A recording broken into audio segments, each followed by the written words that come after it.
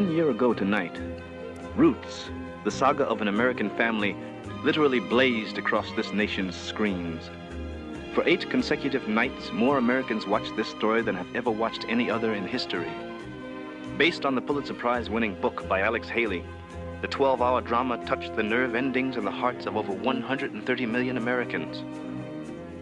It then went on to capture the imagination of peoples all over the world. I'm Gossett Jr. I was privileged to be part of Roots. I played the role of Fiddler, a black man born into slavery, one who had never known the taste of freedom. I, along with hundreds of others, worked here on this set of the main house of the plantation on which another black man, the African Kunta Kinte, lived and died. I have been part of that drama ever since. For the drama around Roots did not end with the final broadcast of the 12th hour on the 8th night. It continues even now in the dialogue it generates between blacks and whites and among those who are trying to understand the history of their country. It continues to this day to bring families together and to provoke millions of others to seek out their own roots. Cut him down. Tonight, we will look back on the impact of those epical 8 nights of January 1977. We will look again at some of the memorable scenes from the television production.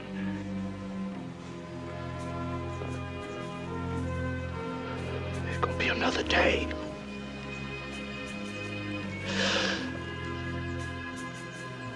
You hear me?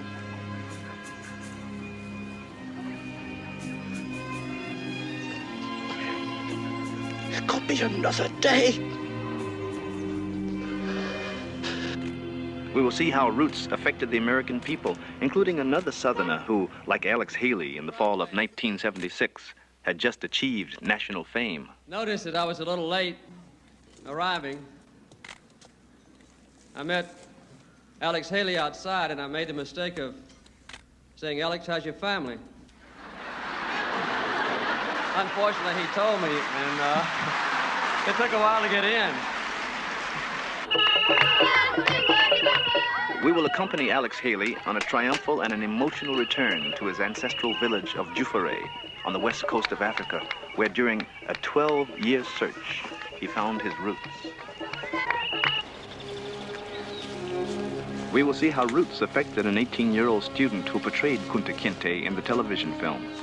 And we will accompany that student, LeVar Burton, on a pilgrimage to the gravesite of Kunta Kinte in Spotsylvania County, Virginia.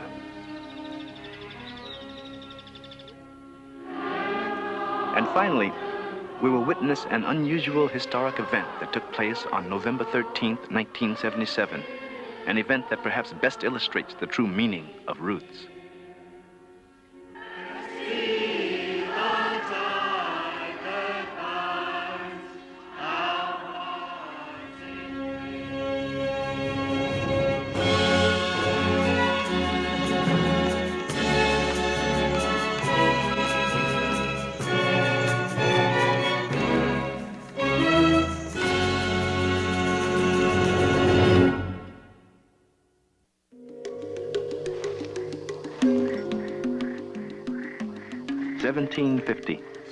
A remote Mandinka village in the Gambia, West Africa. The firstborn child of a Moru, a son only 8 days old, has just been given his name. Thus begins the drama of the book and the television production of Roots.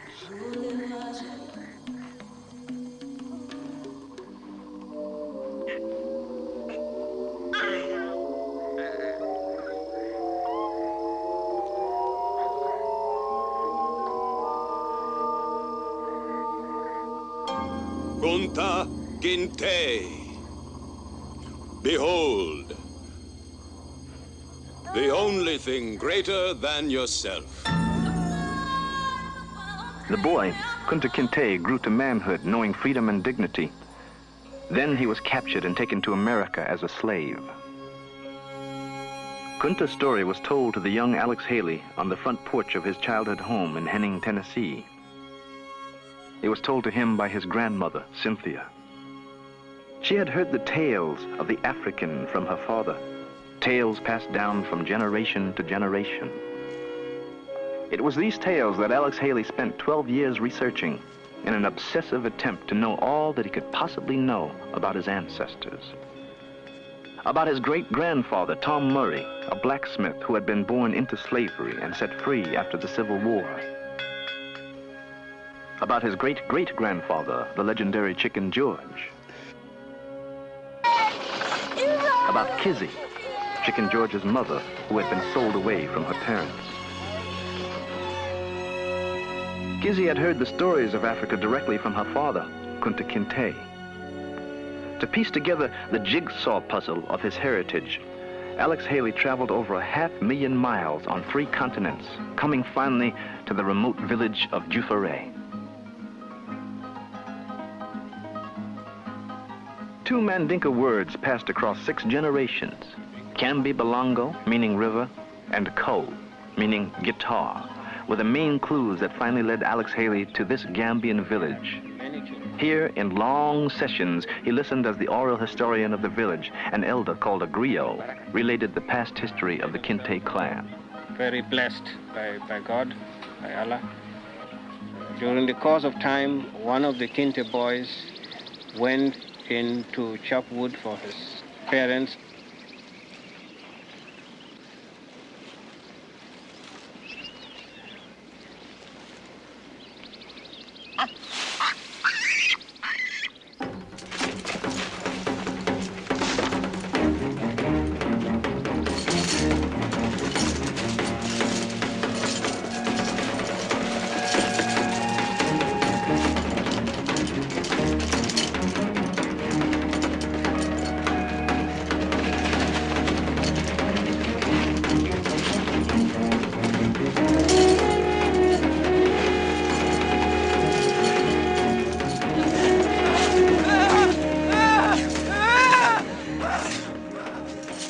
Alex Haley remembers. When the old griot's long narrative confirmed what I'd long since heard from my grandmother, I experienced an emotion I had never before felt in my entire life. It was a visceral emotion. It felt as if my very insides were churning around. I could feel goose pimples, because there was no way in the world for him to know what I had been told as a boy. What he had just told me meant that my long search was over. I had found my roots. The villagers sensed what had happened, and the women formed a circle around me, chanting and dancing, passing their babies to me one after another. It was almost too emotional a moment to handle. I was participating in one of the oldest ceremonies of humankind, the laying on of hands. What they were saying to me through this act of pressing their flesh to mine was, we are you and you are us.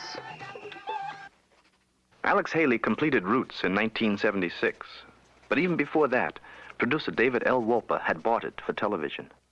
He tells us why.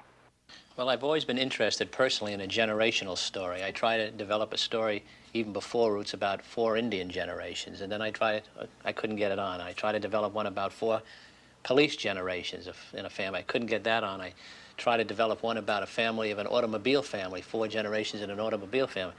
But somehow I guess the timing was right, and when Roots came along, and I said, what a great idea, following a black family from Africa through all the turmoil of its life until today. Although I never really felt myself that Roots was a story about was a black story. It was a family story about a black family. Once Wolper had placed Roots with the ABC television network, among the first tasks was finding a young black actor to play the African, Kunta Kinte. Over 150 actors were seen. 3 received screen tests, including 18-year-old LeVar Burton, a sophomore at the University of Southern California. This is LeVar Burton's actual screen test. These are the fattest goats I've ever seen, Nyoboto. It was his first time before a camera. We're not children. We're very close to being men, Nyoboto. Close to being men. Ha! Close to being men. Go tame your bony goats. Ha! LeVar Burton got the part. He tells us what Kunta Kinte means to him. To me, Kunta is a universal symbol. Everybody can relate to and identify with the feelings that that kid had going on in his mind, the happiness, the family, the kind of family feeling that he had growing up in Africa, and then being captured, the fear and the pain and suffering, everything he went through, everyone can identify with around the world. And he's a universal subject, he's a universal character. To me and to a lot of people, Kunta Kinte will live forever. Film production began en route in April 1976, outside of Savannah, Georgia. The location was picked because of its striking similarities to the west coast of Africa. Actors and crew assembled here to begin what would become 6 months of filming.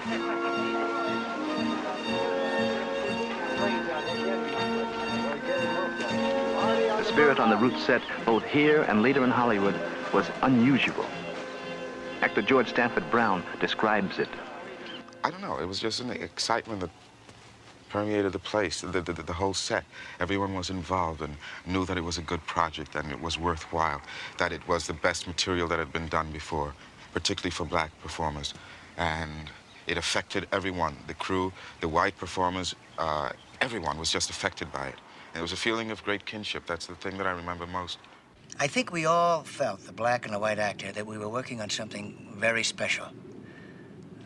I don't think we predicted anything as tremendous as it finally came, you know, which has a lot to say for America.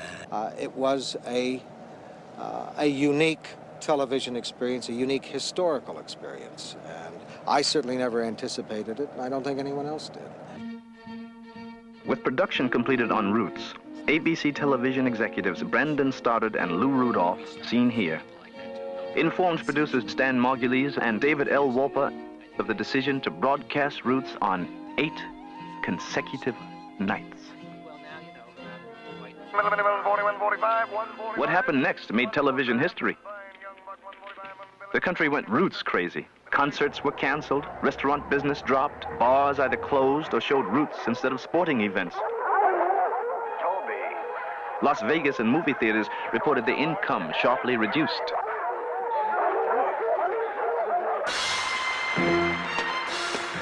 The critical reception of Roots followed the public one as the programs earned a record 37 Emmy nominations in 14 categories. Roots went on to win 9 Emmys, plus 50 other awards, including the Television Critics Circle Award as the best television program of the year.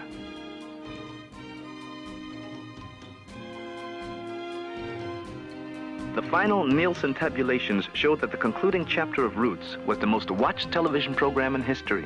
In fact, all 8 episodes placed among the top 13 of all time. I think that the reason that people came back to watch Roots night after night, that it commanded such an enormous audience, is because it was telling people about an institution that is most central in their own lives. In other words, it was telling them about the family. And this was something that crossed lines of color and of ethnicity. And it represents the fact that the family in American society today is an enormously important institution. And white America responded with understanding. It did indeed. And black America found that there was even less reason to be bitter and hostile, because there was understanding and sensitivity brought to the whole country as a result of viewing those 12 hours. To help foster that understanding, over 200 colleges gave academic credit to those who watched Roots on the air. The film is now a teaching tool at all educational levels, from kindergarten to college. The impact of Roots has been diverse. In the weeks that followed the program, many newborns were named after leading characters from the drama. Boys being called Kunta, girls being called Kizzy. Roots also inspired America's fastest growing hobby, genealogy. At the National Archives in Washington, D.C., inquiries from Americans searching for their family tree doubled the week following the show. The Mormons, whose giant repository of genealogical records is located in a vault in this mountain outside Salt Lake City, reported a similar rise in activity. Americans deluged them with requests about how they too could find their roots. Ancestor hunting, or genealogy, is now the third most popular hobby in the United States. Well, I'm going to tell you now, your seventh great-grandfather. Its popularity was further indicated by Alex Haley's visit to The Tonight Show. He was indentured servant. Haley surprised Johnny Carson with a genealogical chart going back 7 generations. He was indentured to her captain. His name was James Conaway. I had a slave in my family? Well, he was indentured servant. That's right. And then your second great-grandmother was Sarah Lyle Hook. She was born 1807, and she crossed the plains in a prairie schooner in the 1850s. Have you ever seen a picture of your second great-grandmother? No, I have not. Here she is. I'll be damned. This is my second great? That's right, your great-great-grandmother. You've got all the names, Marshall, the Hooks. Well, we've been working on you. Looked like it was a long haul in the schooner.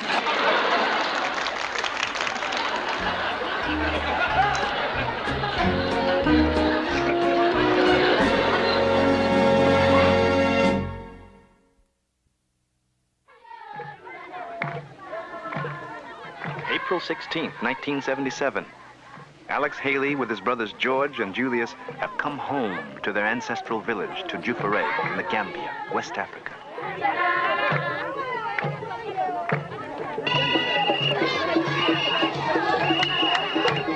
It was a triumphant return as villagers from miles away joined in the welcome back to the American Mr. Kinte.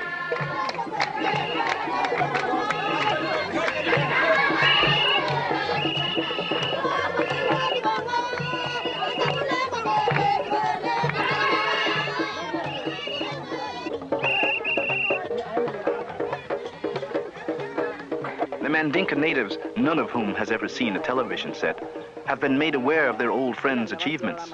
The government has told them how his book has made Jufere an internationally famous village.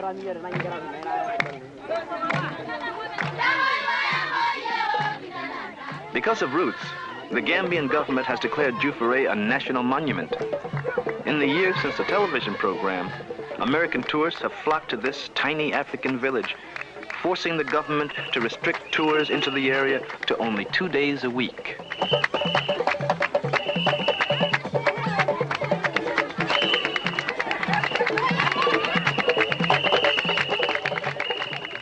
For Alex Haley, this emotional odyssey was highlighted by a reunion with the widow of the griot who first told him the story that climaxed the long search for his roots.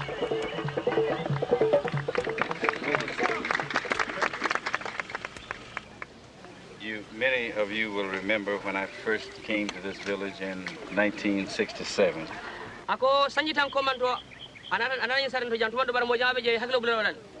In the years since that time, I have gone many miles, been many places, researching, and finally was able to determine that our forefather, our great-great-great-great-grandfather, whose name was Kunta Kinte, came from this village.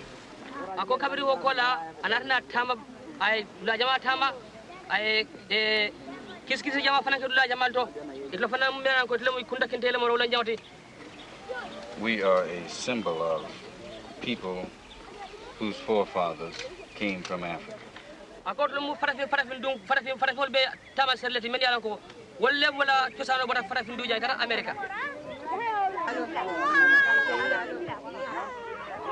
The culmination of this eventful journey was an unusual family portrait. These are all members of the Kinte family.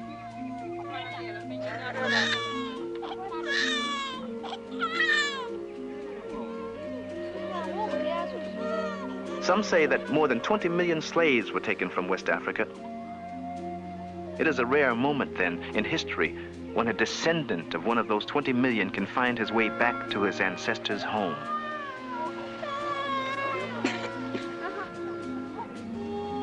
Alex Haley's family in the United States includes 2 daughters and a son, Sergeant William Haley of the United States Army.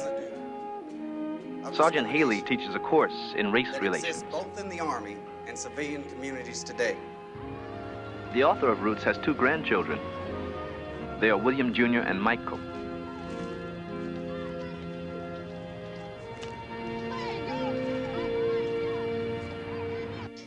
With his son and grandson, William Jr., Alex Haley discusses the aftermath of Roots. Well, tell me, I'm curious, what's happened to you as a result of, you know, the book and all of this in school or wherever? What is it? Well, some people, when they found out, they believed me. Believe what? Believe me. They believed that that you wrote Roots and you were my grandfather. Oh. And sometimes they asked me to bring in a picture or give me your autograph. Your autograph? No, That's... yours. Oh. Yeah, well, you ought to be giving autographs, too. You know, you see, that my brothers and I are the 7th generation from Kunta. Your dad is the 8th generation, and you are the 9th generation. You're just as much descended from Kunta Kinte as I am. You're just a little bit further down the line. Yeah, but they see me every day. No, all right. Okay.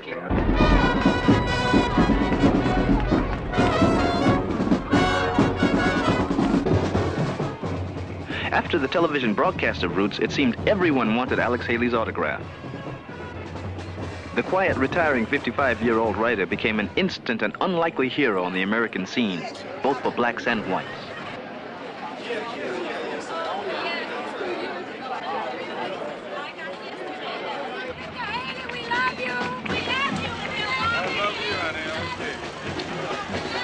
It's a real pleasure. He became the recipient of hundreds of awards and plaques, including 16 doctorates, one from his parents' school, Lane, a Negro college in Jackson, Tennessee.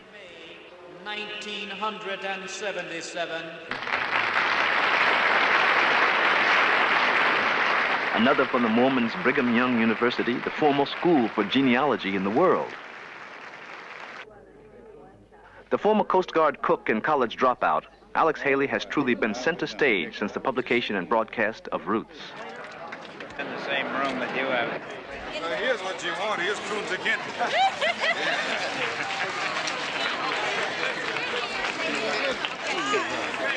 Alex and I have a lot in common. He and I were both in the Navy. We both were famous enough last year to be interviewed by Playboy magazine.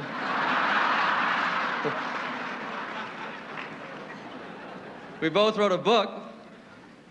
Mine was called Why Not the Best. His was.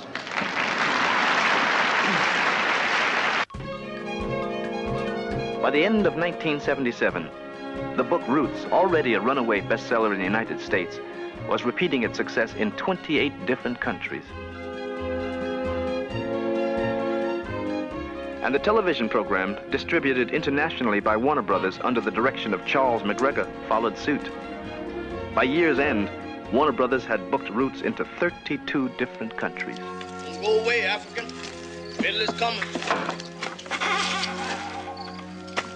Hey, you.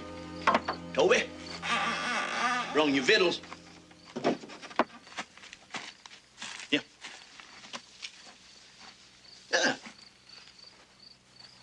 The television version of Roots has been translated into 12 languages.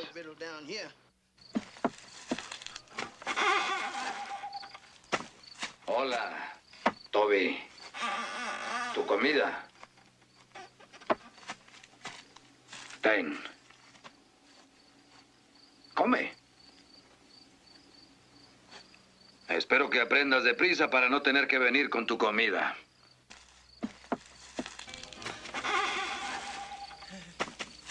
Tiens, Toby, remplis ta panse. Tiens.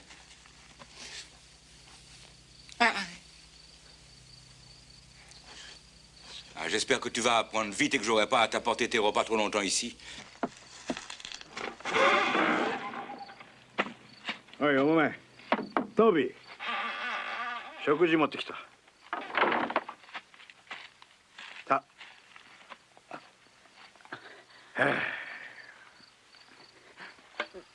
早く慣れてくれるといいな。そうすりゃここまで運ばなくても済む。食事持ってきた。早く慣れてくれ Wherever ると Roots いいな。 played, そうすりゃ it was a huge success. It has received its share of criticism, but it remained for the public all over the world to accept it as the social phenomenon and entertainment event of the year. Can you say grits? Hey, grits. Dummy.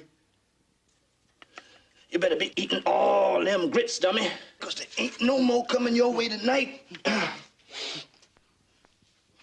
Chris?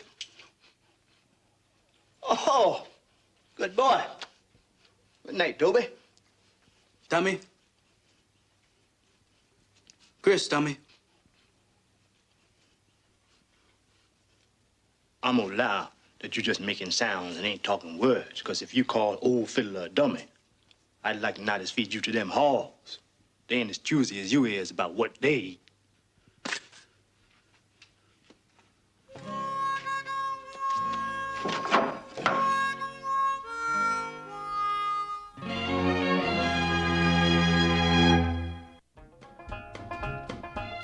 In 1767, when the African Kunta Kinte was sold on the auction block at Annapolis, Maryland, he was sold to a John Waller. He was brought here to Cedar Point in Spotsylvania County, Virginia, where the Waller Plantation once stood. In the television film, John Waller is played by Lorne Greene, his brother by Robert Reed. Fiddler was one of many Waller slaves. It is from this plantation that Kunta Kinte tried to escape.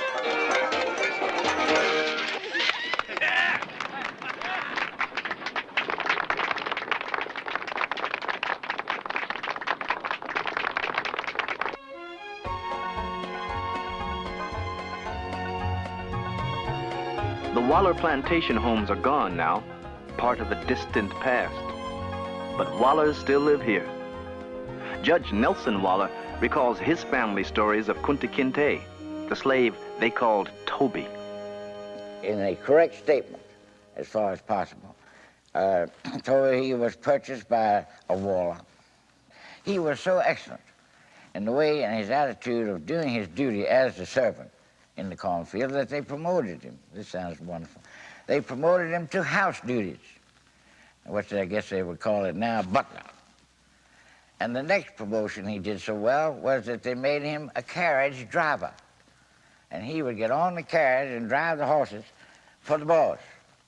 And he stayed and conducted himself so well there that he passed away at Cedar Point and was buried at Cedar Point. Now, that is a true fact, because I know my father and my mother both knew it and got their information from their ancestors. It was to a grave at Cedar Point that Kunta Kinte's daughter, Kizzy, returned.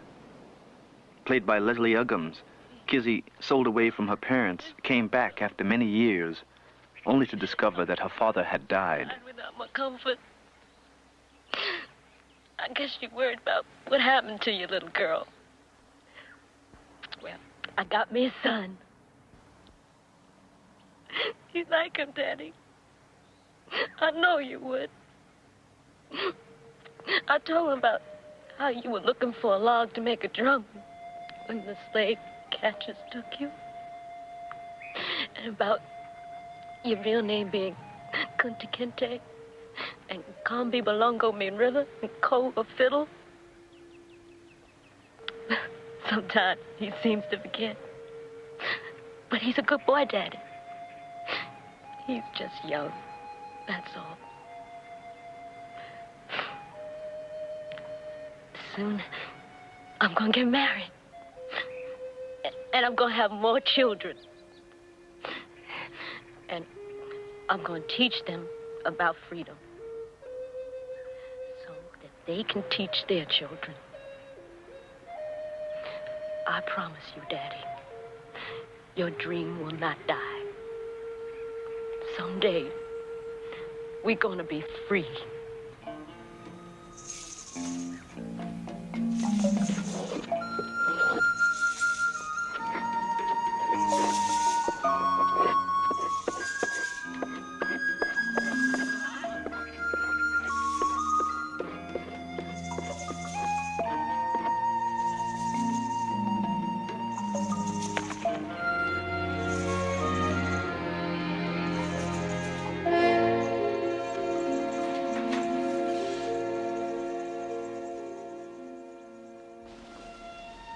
The Waller Plantation graveyard, next to which the slaves were buried in either crudely marked or unmarked graves, now lies abandoned and hidden by wilderness. On November 10, 1977, LeVar Burton, went with Alex Haley in search of the African's grave.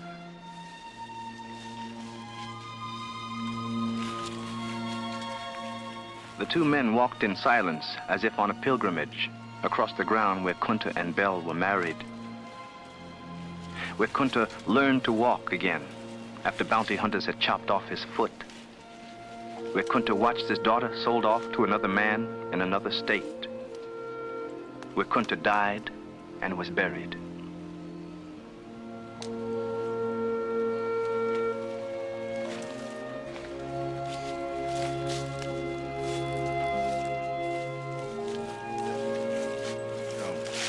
Let's see, here's John Waller. So that's definitely the Waller family graveyard here, which means that the slave graveyard was proximate to it.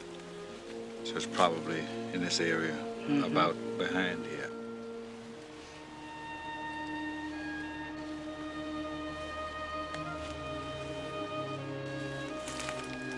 LeVar Burton recalls that moment.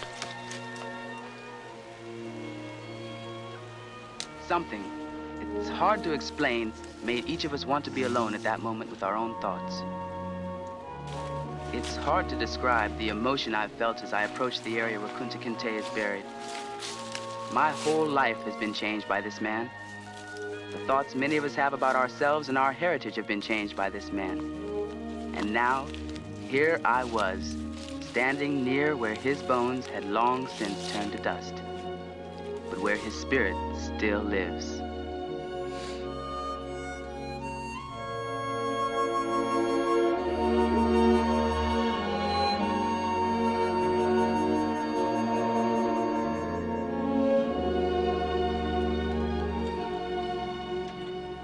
For Alex Haley, the moment conjured up echoes of the past.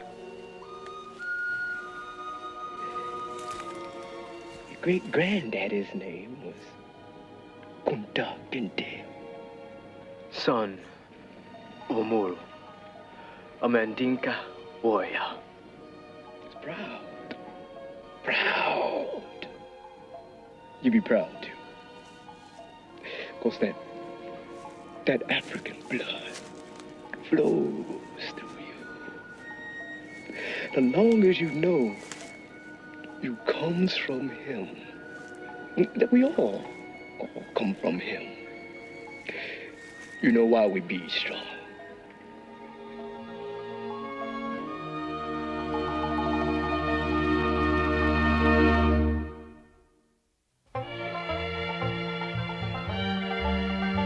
Alamance County, North Carolina, the plantation house of Andrew Murray as it stands abandoned today.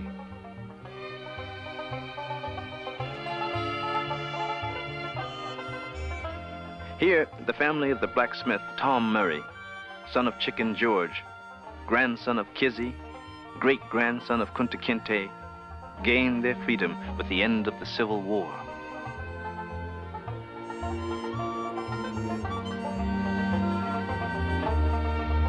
From here, the family began its fateful journey to Tennessee in a wagon train led by the legendary Chicken George, played by Ben Vereen, and his wife, played by Emmy Award-winning Olivia Cole.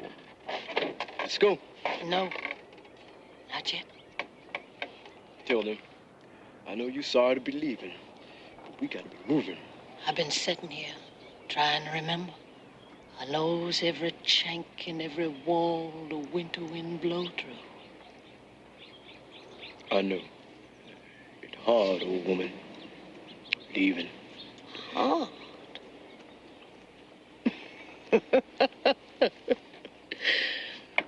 Chicken George, you is a foolish old man. There ain't nothing hard about being happy. This ain't never been our home.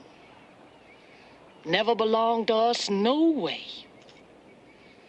This is Massa Harvey's nigger quarters.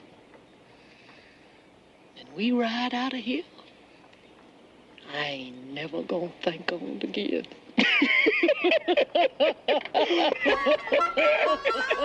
Well, go on then, mule. Let's move on.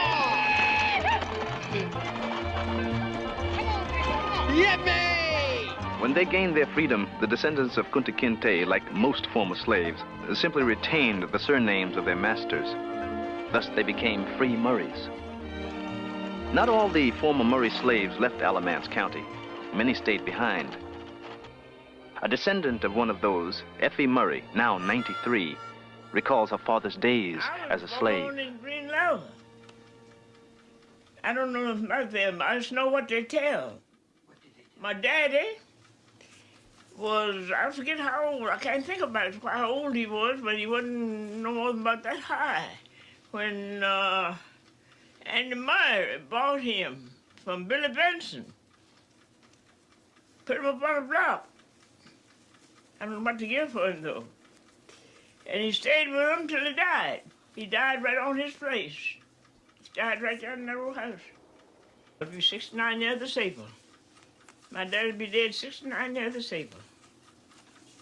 Died in that old house right yonder, upstairs there. That's where he died at.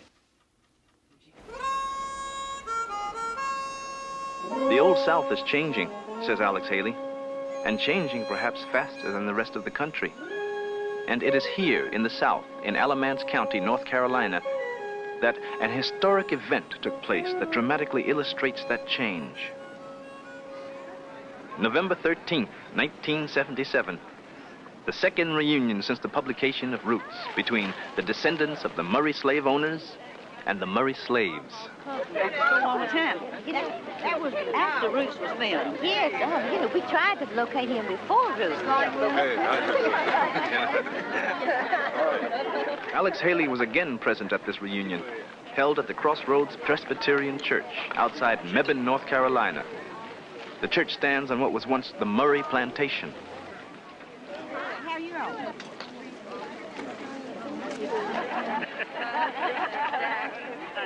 Hello.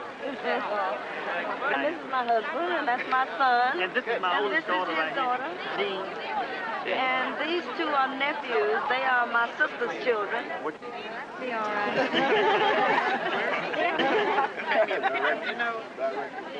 The reunion was marked not only by an exchange of stories, but by an exchange of food, as each family, black and white, brought dishes to share at the old-fashioned picnic.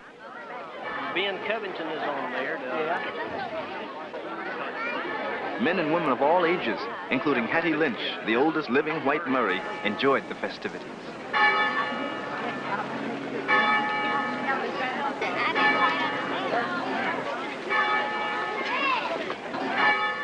It's so good to see all of you here today, Murrays, both black and white.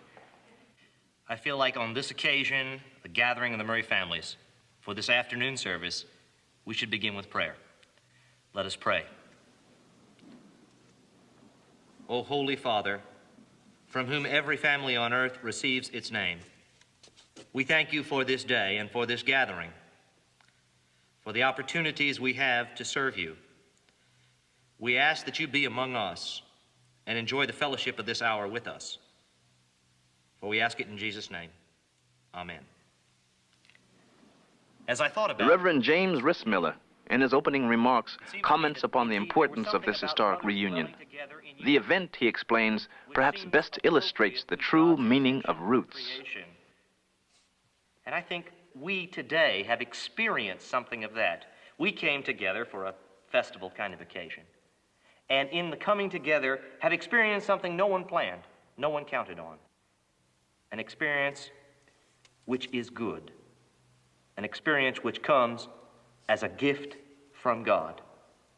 Thanks be to God for his gift.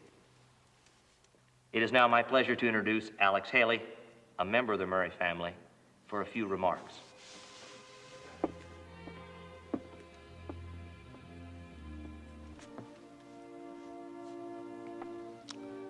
In 1872, my maternal grandmother was born here in this Alamance County. Her name was Cynthia Murray.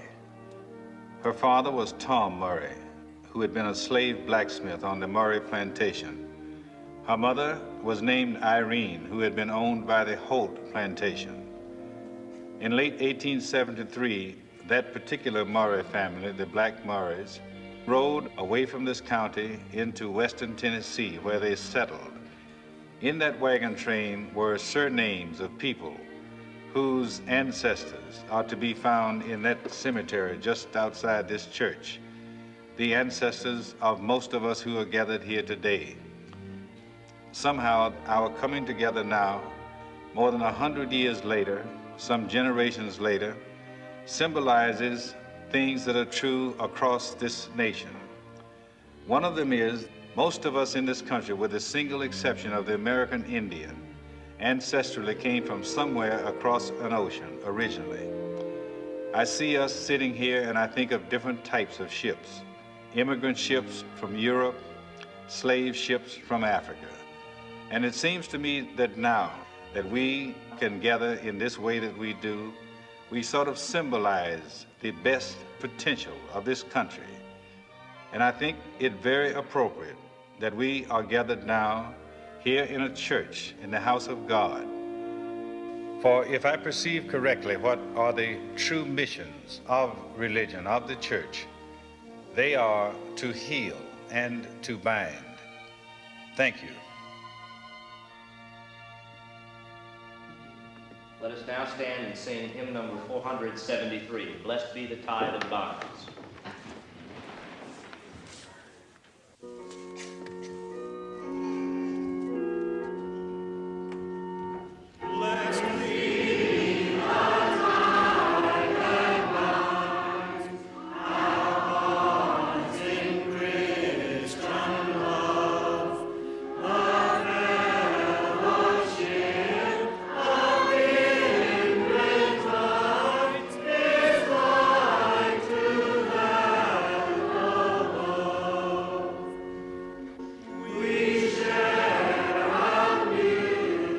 Here, in this small southern church, one can perhaps see the beginnings of a new future. For if Roots has a message, it perhaps is in the questions it collectively asks all of us. Not only, who am I? Or where do I come from? But more importantly, where do we go from here? From sorrow, toil, and pain, and sin we shall be free, and perfect love and friendship reign through all eternity.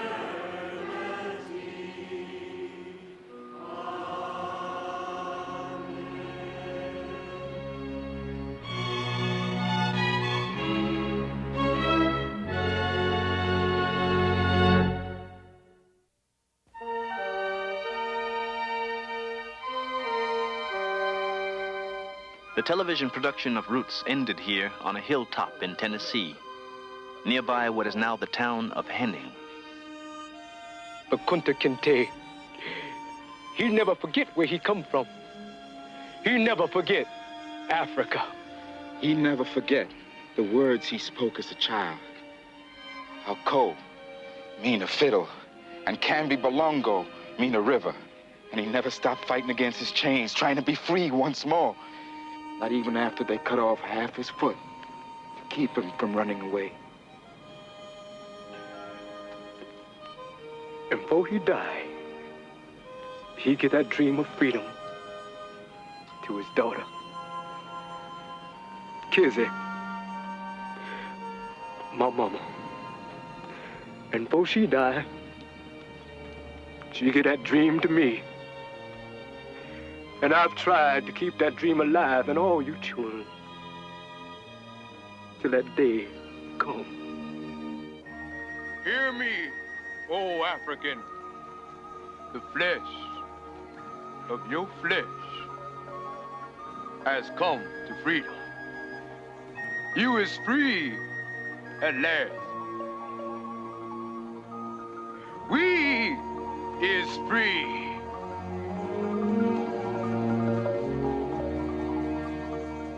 The drama of Alex Haley's family did not end on that hilltop in Tennessee. It continued throughout the turmoil of Reconstruction, the excitement of the turn of the century, and 2 world wars. It is, in fact, part of the drama and history of all families. There have been literally millions of words written about Roots. I'm sure more will come. For generations, there will be those who will try to explain, to understand the phenomena surrounding the book and the television program. We feel, however, that the final words for this program should be reserved for the creator of Roots. It all started right here, right on that front porch when I was a little boy, and Grandma would tell me the family stories. And I just can't help feel that it was meant to be, that when I would become a man, those stories would become first a book, then a television film, both of which symbolize as much a part of America's history as does the Mayflower. By now, the response worldwide has made Roots more than just a book or a television event, because peoples everywhere have been moved to searching after their own roots. And in making us realize how alike we all are, Roots really may have become a bridge to a greater understanding between all peoples.